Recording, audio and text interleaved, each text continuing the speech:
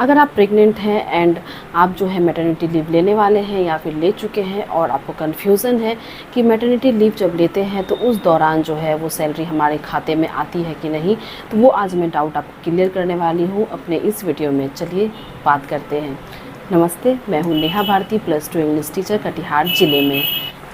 तो आज के वीडियो में मैं बात करने वाली हूँ जो फीमेल शिक्षिका जो है वो मातृत्व अवकाश पे गई है या फिर जाने वाली है, तो ये वीडियो उनके लिए काफ़ी ज़्यादा इम्पॉर्टेंट होने वाली है। जैसा कि आपको मैंने कई वीडियो में बताया है कि मैं पहले नियोजित शिक्षिका थी और उसके बाद मैंने 2023 में जो PPSC TRE 1 के तहत मैंने अपने विद्यालय में योगदान किया है +2 अंग्रेजी शिक्षिका के रूप में कटिहार ज़िले में। पहले मैं अदर ज़िले में थी। तो जब मैंने यहाँ पे ज्वाइन किया तो उसके कुछ ही दिनों के बाद मैंने जो है वो मैटरनिटी लीव ले लिया है।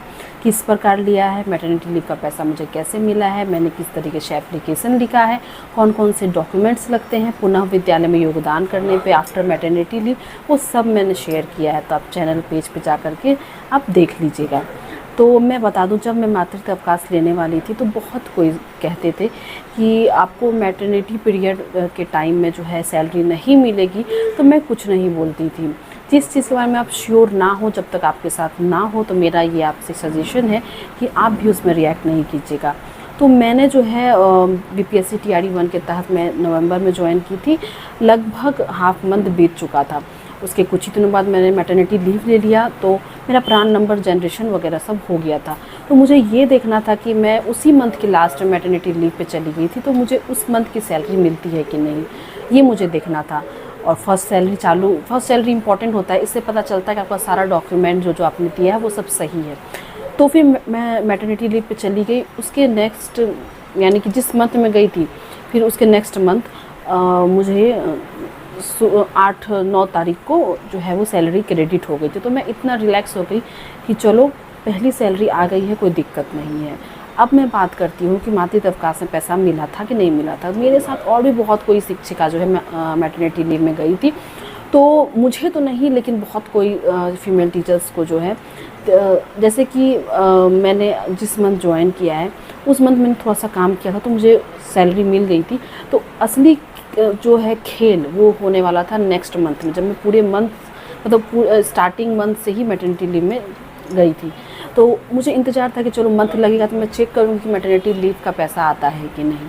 तो जैसे ही अगला मंथ का सैलरी आया सबका, तो उन्होंने चेक किया। मैंने बोला कि आप चेक कीजिए, तो उन्होंने चेक किया। मैं दूसरे जगह की बात कर रही हूँ। तो उन्होंने बोला कि हाँ उनको सैलरी मिली है, और ऐसा दिसंबर और जनवरी 2 मंथ में हुआ। फिर फरवरी में सैलरी आना बंद हो गया। उन्होंने जाकर के स्थापना में पता भी किया, तो उधर से भी कुछ सेटिस्फाइड आंसर नहीं मिला। लेकिन ये हुआ कि जब उन्होंने वापस रीजॉइन किया अपना स्कूल में, तो जो 2 मंथ की उनकी सैलरी मिल गई थी, गलती से कह लीजिए या जैसे भी कह लीजिए, वो कट करके उनको बकाया जो राशि उनके खाते में क्रेडिट हुआ। तो इससे ये चीज़, जब उनको पहले मंथ का सैलरी मिल गया मैटरनिटी लीव का, तो हमें लगा कि हो सकता है कि PPSC वाली जो फीमेल टीचर हैं उनको सैलरी रेगुलर बेसिस से मिलती होगी। हमें तो यही लगा, क्योंकि लगातार 2 मंथ हुआ। एक मंथ मान लीजिए गलती से दे दिया गया पैसा, लेकिन फिर उसका नेक्स्ट मंथ वही चीज़ कैसे हो सकता है? और 1 रुपया 2 रुपया का बात तो है नहीं, 50-55 हज़ार का बात है, कैसे हो गया? तो फिर हम लोग इसी डाउट में रह रहे थे। लेकिन जब फरवरी की सैलरी मार्च में नहीं आई, तो फिर हम लोग समझ गए कि अब नहीं आएगी। एक्चुअली में हम लोग अभी तक ये चीज़ क्लियर नहीं हो पाया कि वो 2 मंथ की सैलरी कैसे उनको आ गई। और एक टीचर नहीं, उस ज़िले के बहुत फीमेल टीचर्स ऐसा बोली है कि मिल गया सैलरी, लेकिन बाद में जब बकाया मिला तो वो कट होके आया था, तो वो फिर बैलेंस हो गया। तो मुझे नियोजित का तो पता था कि मैं जब नियोजित थी तो मेरे साथ जो काम करती थी वो 5 सितंबर को गई थी मैटरनिटी लीव पे। तो उन्होंने कितने दिन काम किया? तो 1, 2, 3, 4 सितंबर, यानी 4 दिन काम किया। लेकिन 5 तारीख के बाद जो मैटरनिटी लीव में गई, फिर अक्टूबर की जब सैलरी, अक्टूबर का जब महीना लगा, तो सितंबर की उनको फुल सैलरी मिली, मतलब 30 दिन की सैलरी मिल गई। तो मेरा आपसे यही सजेशन है कि अगर आप मैटरनिटी लीव पे जाने वाले हो तो आप एक काम करना, जिस मंथ से जाने वाले हो ना, उस मंथ की स्टार्टिंग से लीव पे मत जाना, कुछ दिन काम कर लेना। तो हो सकता है, मेरे एक्सपीरियंस से जितना मैं जानती हूँ, मैं कोई प्रोफेशनल तो नहीं हूँ, अपने एक्सपीरियंस के थ्रू बोल रही हूँ, आप फिर भी पता कर लेना। तो हो सकता है कि आपको उस मंथ की फुल सैलरी मिल जाए, तो कम से कम 1 मंथ की सैलरी आपको मिल जाएगी।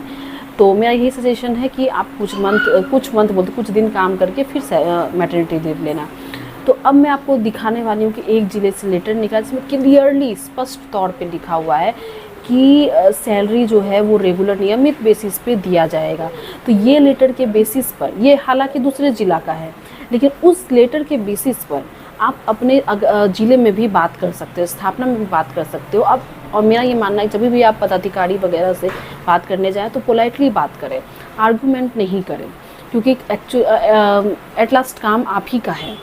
और तो और इसमें जो भी इस ज़िले से लेटर निकला है उसमें पत्रांक वगैरह जिस लेटर के संदर्भ में उसमें कहा गया है कि सैलरी देना है, वो सब संचिका वो दिया हुआ है। तो वो संचिका इम्पॉर्टेंट है। तो वो संचिका जो है ना पूरे बिहार के ज़िले के लिए है, निकला है एक ज़िले से, लेकिन वो जो जिस संचिका के बेसिस पे सैलरी दिया जा रहा है ना वो पूरे बिहार के लिए है।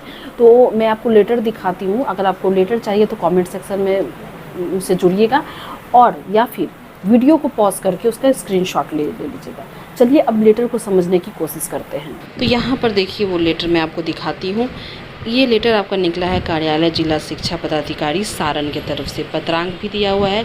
इस लेटर के जो प्रेषक हैं वो जिला शिक्षा पदाधिकारी सारण छपरा हैं, और सेवा में इन्होंने लिखा है सभी बीईओ यानी प्रखंड शिक्षा पदाधिकारी या सभी प्रधानाध्यापक सारण छपरा को। और ये दिनांक मैं बता दूं किस दिनांक की है, तो अभी हाल ही की है, इसी ईयर की है, 2 जनवरी 2025 की है। विषय देख लेते हैं, तो मातृत्व अवकाश के संबंध में है। महाशय, उपयुक्त विषय अंकित करना है कि TRE 1 एवं TRE 2 के अंतर्गत सारण जिला में नियुक्त सभी कोटि की महिला विद्यालय अध्यापिका जो मातृत्व अवकाश पर है, ऐसे विद्यालय अध्यापिकाओं को प्रधान सचिव वित्त विभाग बिहार पटना के संचिका संख्या, देख लीजिए संचिका संख्या बहुत इंपॉर्टेंट है ये, पटना दिनांक 1/12/2015 एवं निदेशक प्राथमिक शिक्षा बिहार पटना के पत्रांक 1/5/2 दिनांक 10/12/2024 के आलोक में नियमित वेतन भुगतान किया जाना है। यहाँ पे ये अंडरलाइन करने वाली बात है, नियमित वेतन भुगतान किया जाना है। अतः उक्त के आलोक में आपको निर्देश दिया जाता है कि ऐसे सभी विद्यालय अध्यापिकाओं का जो मातृत्व अवकाश पर हैं कि नियमित वेतन भुगतान हेतु अनुपस्थिति विवरणी अभियुक्ति कॉलम में मातृत्व अवकाश पर जाने की तिथि अंकित करते हुए प्रतिमाह समय कार्यालय को उपलब्ध कराना सुनिश्चित करें, ताकि अग्रतर कार्रवाई की जा सके। यहाँ देख लीजिए साइन भी है जिला शिक्षा पदाधिकारी सारण छपरा का। तो यहाँ ये लेटर काफ़ी महत्वपूर्ण है। इस लेटर के आधार पर आप अपने ज़िले में भी जो है वो मांग कर सकते हैं, क्योंकि इसमें जो है आपका संचिका संख्या दिया हुआ है जो कि पूरे बिहार के लिए एक मान्य होता है। तो ये लेटर आपको अगर चाहिए तो इंस्टाग्राम पे मुझे फॉलो कर लीजिएगा, और अगर आप चाहिए तो इस वीडियो को पॉज करके आप स्क्रीनशॉट भी ले सकते हैं इस लेटर का। आई होप कि आपके सारे डाउट्स जो हैं वो क्लियर हो गए होंगे। स्टिल कोई डाउट है तो कमेंट सेक्शन में ज़रूर बताइएगा, मैं सभी कमेंट का जवाब देने की कोशिश पूरी करती हूँ। मिलते हैं अगले वीडियो में। नमस्ते।